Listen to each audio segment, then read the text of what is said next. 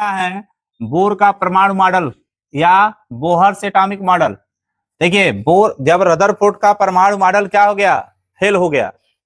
Rutherford के द्वारा जो दिया गया परमाणु मॉडल था, जब वो फेल कर गया तो उसके बाद से वैज्ञानिकों ने, सबसे पहले प्लांक आया, उन्होंने प्लांक क्वांटम सिद्धांत दिया और उस प्लांक क्वांटम सिद्धांत के आधार पे नील्स बोर जो थे, उन्होंने सिर्फ और सिर्फ क्या किए, जो उनके परमाणु मॉडल थे रदरफोर्ड के, उनमें थोड़ी सी क्या की, संशोधन करके और अपना एक परमाणु मॉडल प्रस्तुत किया। उस परमाणु मॉडल को कहा गया बोर का परमाणु मॉडल। क्या कहा गया, बोर का परमाणु मॉडल। मॉडल के मुख्य बिंदु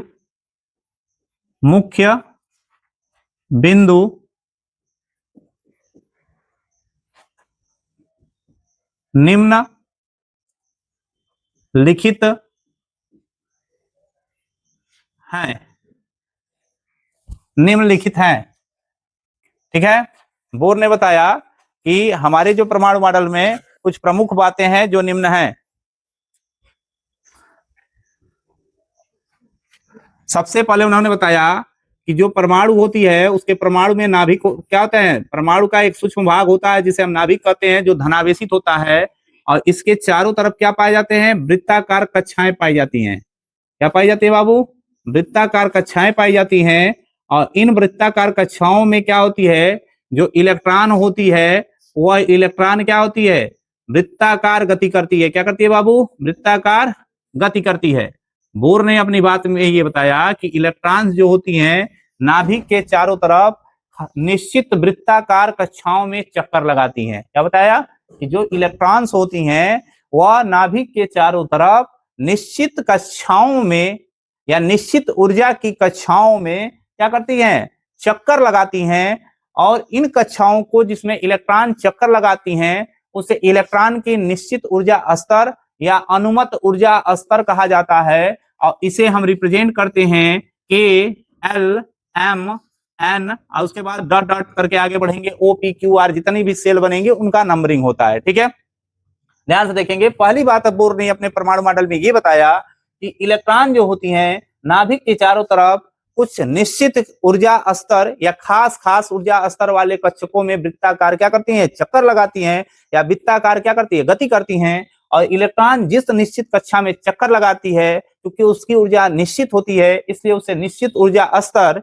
या अनुमत ऊर्जा स्तर कहा जाता है। किसका, इलेक्ट्रॉन का। और इससे रिप्रेजेंट करते हैं किससे, K L M N dot dot dot infinitive से रिप्रेजेंट करने का कार्य करते हैं। अगली पॉइंट इसमें होगी, इलेक्ट्रॉन नाभिक के चारों ओर निश्चित ऊर्जा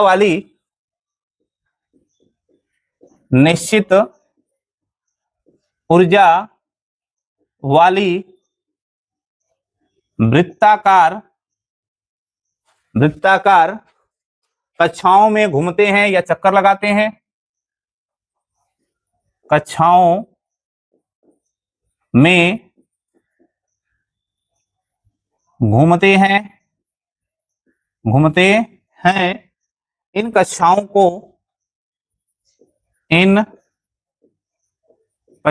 को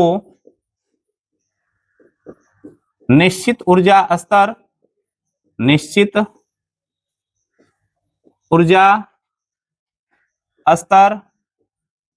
या अनुमत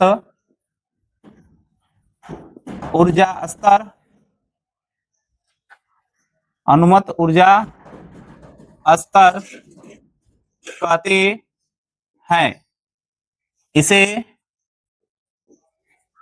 के L M N dot dot infinitive से प्रदर्शित करते हैं,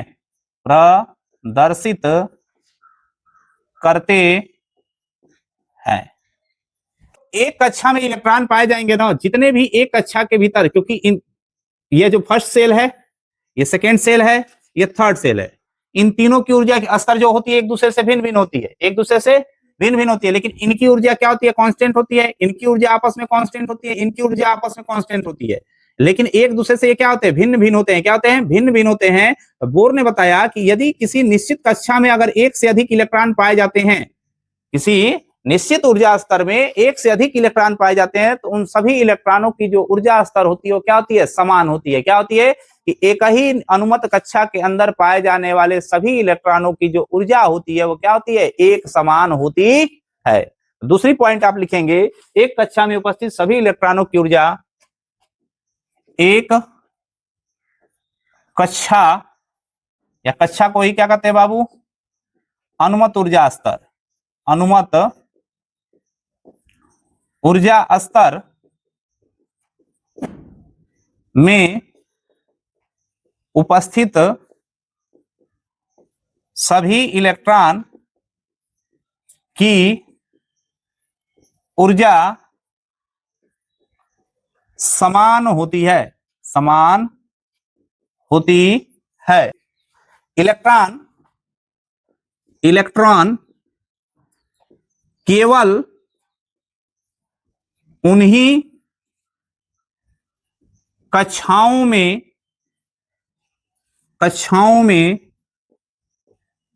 चक्कर लगाते हैं जिनके कोणीय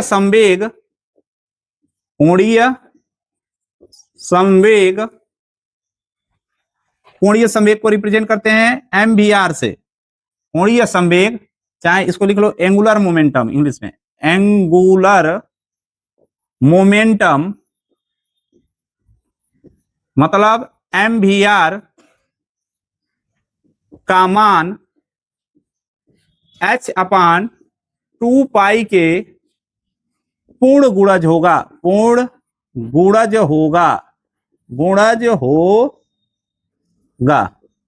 इलेक्ट्रॉन केवल उन्हीं कक्षाओं में आपको चक्कर लगाते हुए मिलेंगे जिनके कोणीय संवेग यानी एंगुलर मोमेंटम MVR का मान जो होगा h/2 के पूर्ण गुणज होगा।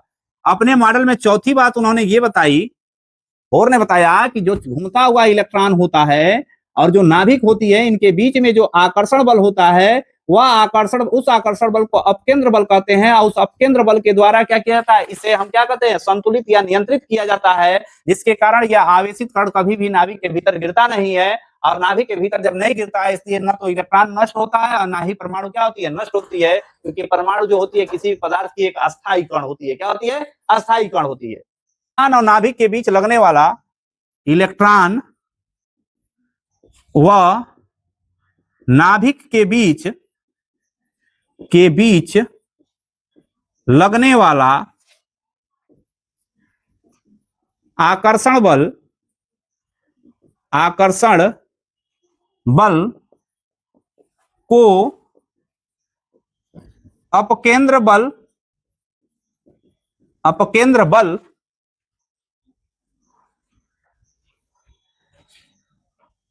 संतुलित या नियंत्रित करती है, संतुलित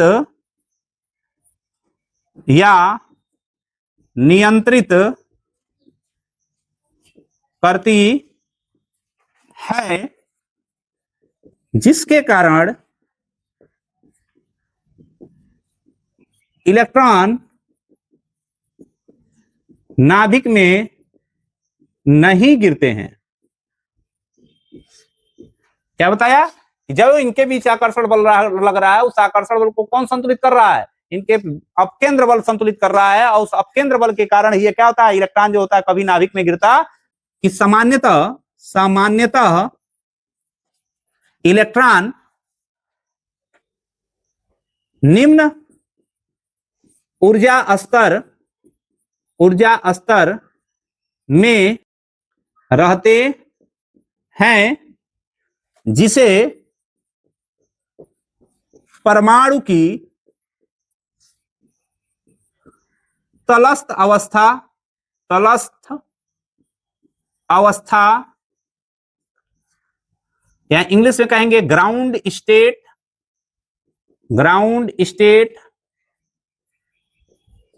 कहते हैं। क्या कहते हैं, ग्राउंड स्टेट कहते हैं। बोर ने बताया कि जब इलेक्ट्रॉन एक कक्षा से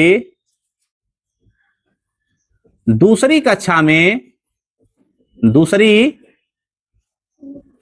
में प्रवेश करता है तो एक निश्चित ऊर्जा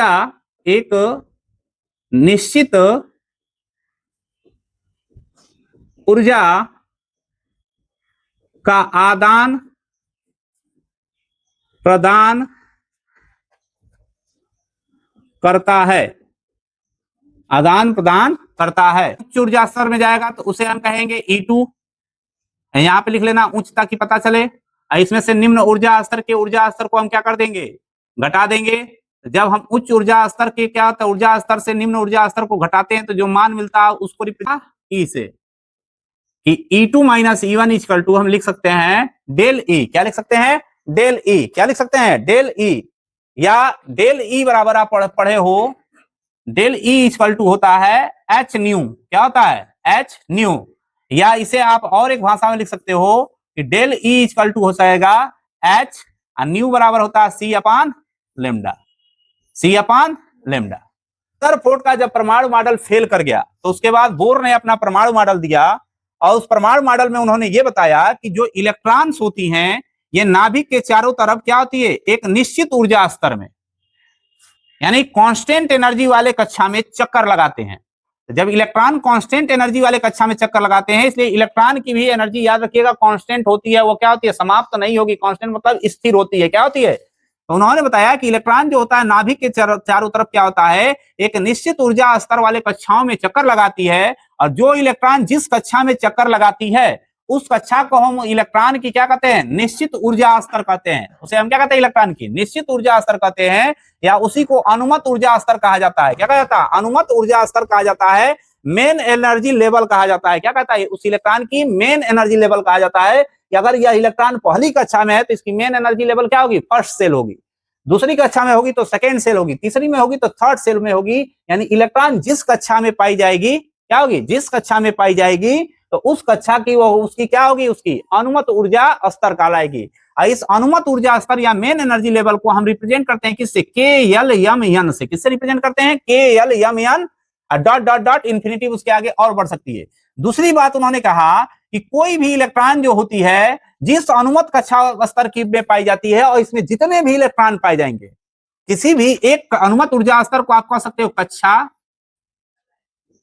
या इसको आप कह सकते हो कोष। क्या कह सकते हो, कोष, जिसे हम सेल या ऑर्बिट से रिप्रेजेंट कर सकते हैं। किससे रिप्रेजेंट करते हैं, यही होती है इलेक्ट्रॉनों की मेन एनर्जी लेवल। क्या होगी, मेन एनर्जी लेवल।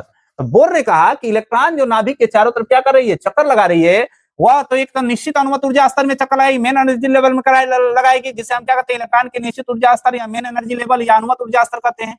और फिर बताया कि जिस अनुमत ऊर्जा स्तर में इलेक्ट्रॉन चक्कर लगाते हैं उसमें जितने भी इलेक्ट्रॉन पाए जाते हैं ना, इन सबकी एनर्जी क्या होती है, समान होती है। जितनी एनर्जी इस इलेक्ट्रॉन की होगी उतनी एनर्जी इस इलेक्ट्रॉन की होगी। इस कक्षा में पाए जाने वाले जो इलेक्ट्रॉन है इनकी एनर्जी आपस में क्या होगी, सबकी समान होगी।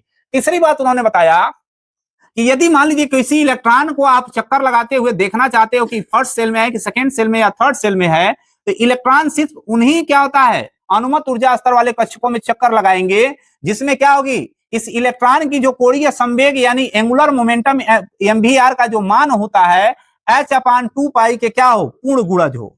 अगर H/2 पाई के पूर्ण गुणज अगर नहीं होता है तो वह इलेक्ट्रॉन उस अनुमत ऊर्जा स्तर में नहीं पाया जाएगा। एक तीसरी बात, चौथी बात उन्होंने क्या बताया कि इलेक्ट्रॉन जो होती है और नाभिक जो होती है, इन दोनों में अपोजिट चार्ज होने के कारण क्या लगता है, आकर्षण बल लगता है। आकर्षण बल के कारण नाभिक इलेक्ट्रॉन को अपनी ओर खींचता है। तो जब खींचता है तो मान लो कि अगर आकर्षण बल लगाकर हम आपको अपनी ओर खींचेंगे तो आप हमारे तरफ आओगे ना, तो इलेक्ट्रॉन नाभिक की तरफ जाना चाहिए, लेकिन ऐसा नहीं होता है।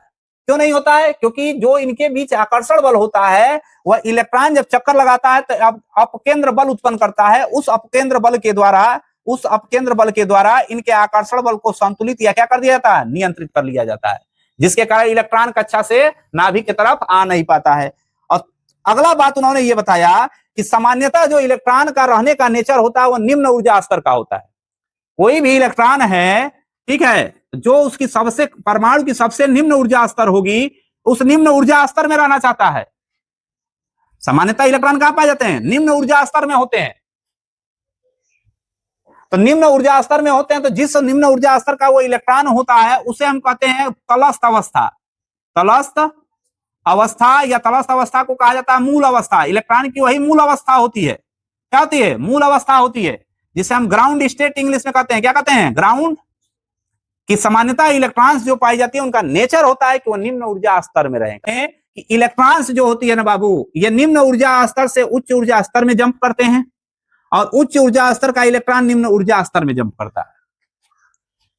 तो जब इसकी एनर्जी लेवल निम्न है, इसकी एनर्जी लेवल हाई है, इलेक्ट्रॉन यहां से जंप करके तभी जाएगा जब इतना ही इसका क्या, इस इलेक्ट्रॉन की एनर्जी इस इलेक्ट्रॉन की एनर्जी के बराबर हो। ऊर्जा का अवशोषण करता है, और जब वो क्या होता है, उच्च ऊर्जा से निम्न ऊर्जा स्तर में आता है, तो उसको एनर्जी कम करनी होती है, इसलिए ऊर्जा का क्या करती है? उत्सर्जन करती है।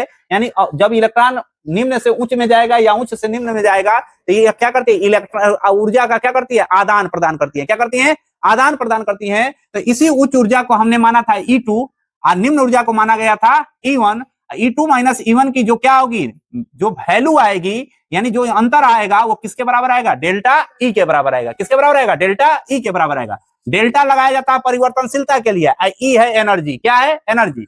डेल्टा E बराबर हम लिख सकते हैं H न्यू। H यहाँ पे क्या है? Planck constant. क्या है? प्लांक कांस्टेंट या प्लांक नियतांक। क्या होता है? प्लांक नियतांक। न्यू क्या होती है? आवृत्ति होती है।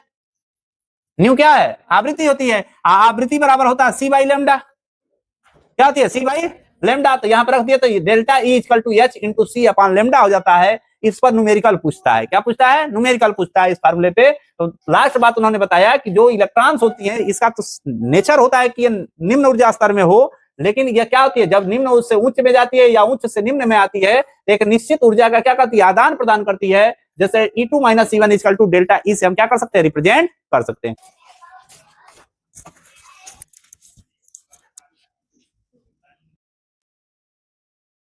नील्स बोर थे। इन नील्स बोर के परमाणु मॉडल की दोष या सीमा क्या थी, लिमिटेशन क्या थी, यानी यह परमाणु मॉडल कहां जाकर फेल कर जा रहा था? तो पहला ये होगा दोस्त, यह परमाणु मॉडल जो था, यानी नील्स बोर के द्वारा दिया गया जो परमाणु मॉडल था, वह केवल एक ही इलेक्ट्रॉन वाले परमाणु, एक ही इलेक्ट्रॉन वाले परमाणु या आयन की ही क्या करता था? रेखीय स्पेक्ट्रम की व्याख्या करता था। कि जो हमारे बोर के द्वारा दिया गया परमाणु मॉडल था, वह केवल एक ही इलेक्ट्रॉन वाले परमाणु या आयन की ही व्याख्या करता है, एक से अधिक इलेक्ट्रॉन वाले परमाणु या आयन की व्याख्या नहीं करता है। तो पहला दोष लिखेंगे इसमें, यह परमाणु मॉडल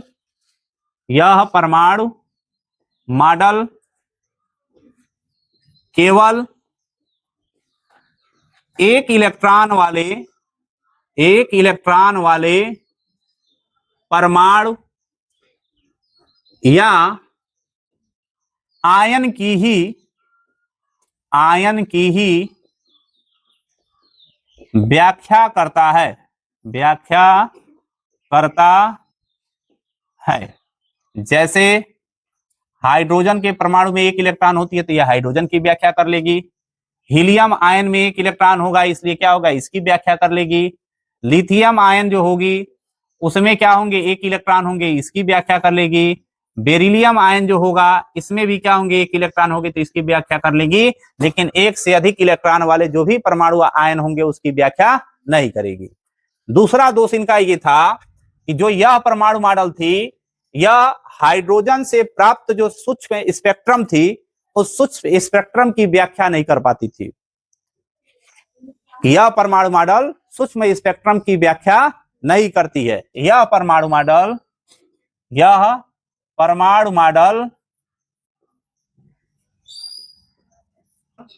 हाइड्रोजन के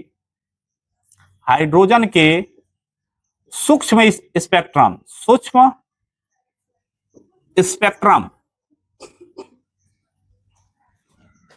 यानी माइक्रो स्पेक्ट्रम इंग्लिश में कहेंगे, माइक्रो स्पेक्ट्रम की व्याख्या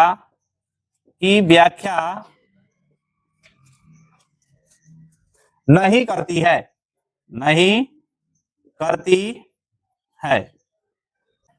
यदि आप मोबाइल से कोई डाटा क्या करते हैं? ट्रांसफर करते हैं, क्या करते हैं, मोबाइल से कोई डाटा जब आप क्या करते हैं बाबू, ट्रांसफर करते हैं, तो आप देखे होंगे कि मोबाइल से जो डाटा ट्रांसफर करते हैं तो डाटा जो है एनर्जी है, क्या है, एनर्जी है। और जब उस एनर्जी को हम एक डिवाइस से दूसरे डिवाइस में क्या करते हैं, ट्रांसफर करते हैं, या कंप्यूटर में क्या करते हैं, एक डिवाइस से दूसरे डिवाइस में कोई क्या करते हैं, डाटा को ट्रांसफर करते हैं, तो आपने देखा होगा कि उसमें कंटिन्यूअस ऐसे क्या होती है, एनर्जी दिखाई देती है जो कंप्लीट होती हुई जाती है लाइन को, देखे हैं।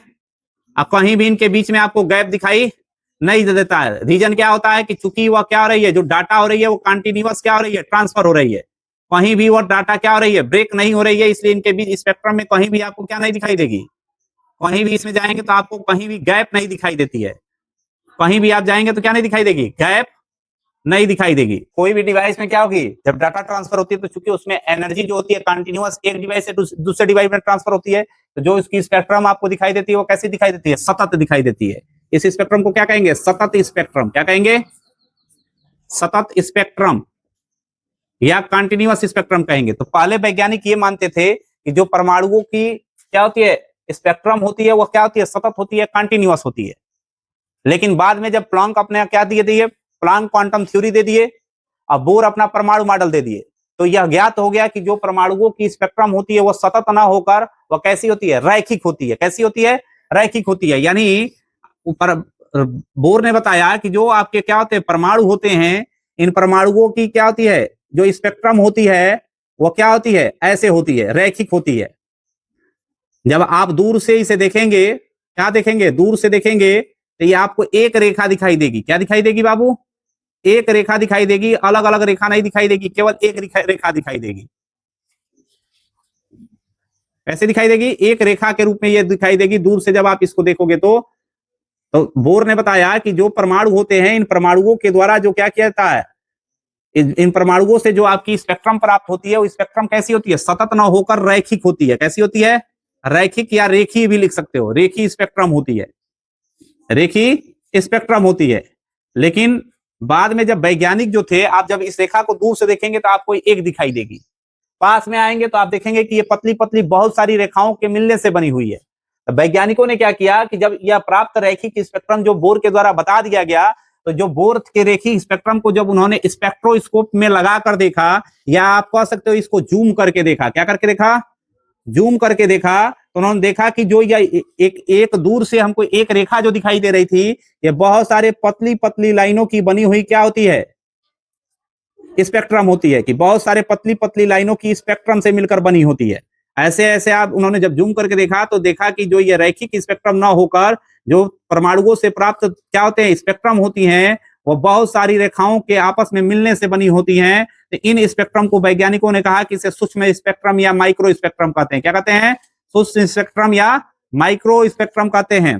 कि परमाणु से प्राप्त स्पेक्ट्रम जो होती है वह सूक्ष्म स्पेक्ट्रम होती है। क्या होती है, सूक्ष्म स्पेक्ट्रम होती है। और फिर वैज्ञानिकों ने कहा कि जो हाइड्रोजन से प्राप्त स्पेक्ट्रम होती है, चूंकि वह रैखिक ना होकर सूक्ष्म यानी माइक्रो स्पेक्ट्रम होती है, इसकी व्याख्या करिए। तो बोर इसके क्या किए, इसकी व्याख्या करने में क्या हो गए, असक्षम हो गए, यानी इसकी व्याख्या नहीं कर पाए, इसलिए ये भी इनका क्या हो गया, एक दोष निकल गया। ठीक है, यह परमाणु मॉडल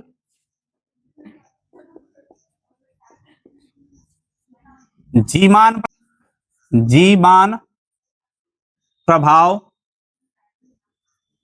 व स्टार्क प्रभाव की व्याख्या नहीं करता है, व्याख्या नहीं करता है। देखो जीमान ने क्या बताया था, जीमान ने बताया कि चुंबकीय क्षेत्र में उपस्थित परमाणु स्पेक्ट्रम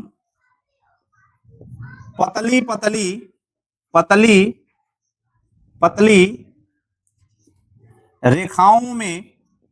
रेखाओं मतलब लाइन में विभक्त हो जाती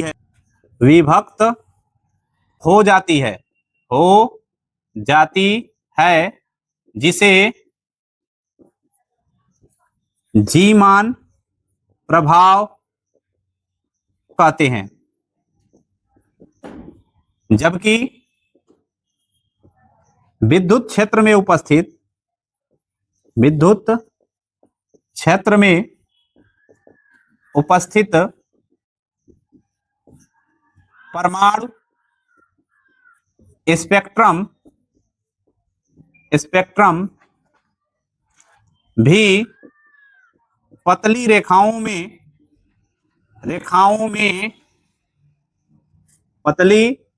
में विभक्त हो जाती है, विभक्त हो जाती है, जिसे स्टार्क प्रभाव कहते हैं, स्टार्क प्रभाव कहते हैं। जीमान और स्टार्क ने क्या किया कि बताया कि जब हम किसी भी परमाणु के स्पेक्ट्रम को चुंबकीय क्षेत्र में ले जाते हैं या विद्युत क्षेत्र में ले जाते हैं तो उसकी जो स्पेक्ट्रम होती है इन पतली पतली रेखाओं में विभक्त हो जाती है, और इन पतली पतली रेखाओं में विभक्त होने के लिए इन्हीं प्रभावों को चुंबक के इस प्रभाव को या विद्युत के इस प्रभाव को जीमान प्रभाव या स्टार्क प्रभाव कहा गया। तो जो यह प्रभाव इन दोनों वैज्ञानिकों ने बताया, उस प्रभाव के बाद बोर के द्वारा दिया गया जो परमाणु मॉडल था वह इसकी व्याख्या नहीं कर पा रहा था। इसलिए क्या हुआ, इस परमाणु मॉडल को भी बहुत ज्यादा वैज्ञानिकों ने ध्यान देने की तरफ आकर्षित नहीं हुआ। इसके बाद अगली दोष इसमें यह आई कि जो यह परमाणु मॉडल जो होती है, यह परमाणु मॉडल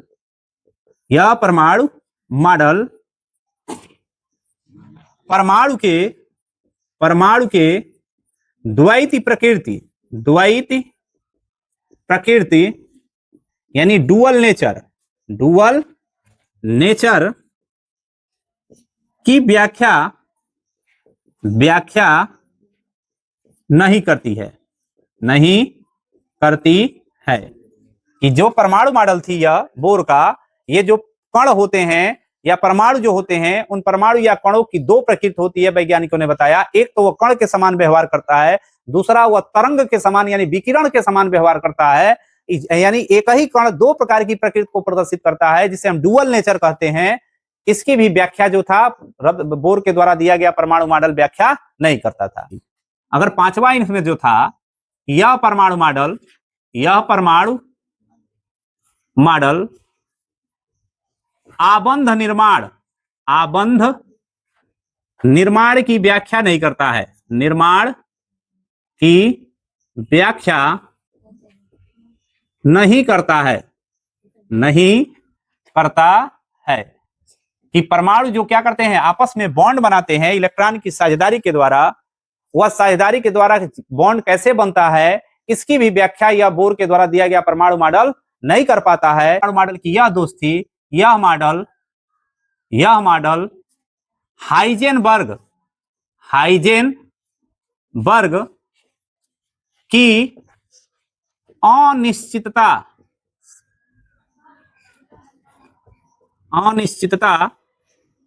की सिद्धांत